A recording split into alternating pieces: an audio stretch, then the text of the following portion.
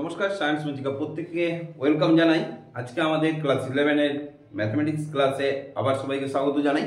তো চলো আজকে আমাদের দেখে নিই যে ক্লাস 11 এ কীরকম টাইপের এমসিকিউ কোশ্চেনগুলো আছে, এবং তার আগে বলে দিই অবশ্যই চ্যানেলটাকে সাবস্ক্রাইব করতে বলো না, কারণ চ্যানেলটা সাবস্ক্রাইব করা থাকলে তুমি ঘরে বসে পেয়ে যাবে নোটিফিকেশন প্রত্যেক দিনের নতুন নতুন ভিডিও, এবং প্রত্যেক দিন ক্লাস 11, 10, 9, 5 to 12 প্রত্যেকটা ক্লাসে যে সমস্ত আপডেটগুলো আমরা দিয়ে থাকি সেগুলো কিন্তু বাড়িতে বসে জানতে পারবে, এবং নিজের ক্লাসে যখনই জানতে পারবে তখনই ঘরে বসে সেগুলো সমাধান সূত্রগুলো পেয়ে যাবে। তো চলো আজকে দেখে নিই যে একটি ধনাত্মক সূক্ষ্মকোণ, যদি থিটা একটা ধনাত্মক সূক্ষ্মকোণ বলা আছে এবং একটা সমীকরণ দেওয়া আছে, সেই সমীকরণে থিটার মানটা কত হবে।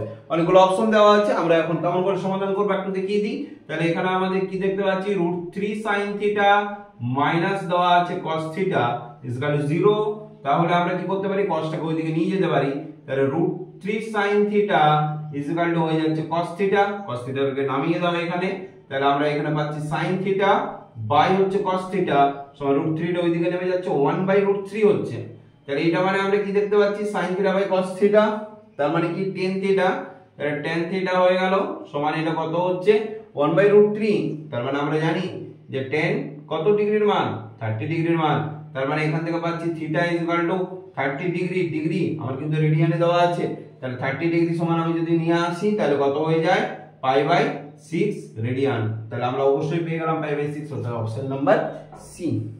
তাহলে ঠিক এইভাবে আমরা অঙ্কগুলো করতে পারবো, এবং অনায়াসে অঙ্কগুলো করলেই সঠিকভাবে সমাধান পেয়ে যাবো।